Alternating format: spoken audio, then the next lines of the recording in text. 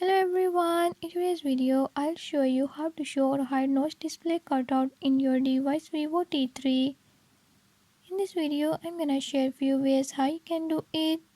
Before move to the video, if you are new to my channel, don't forget to subscribe and hit the bell icon.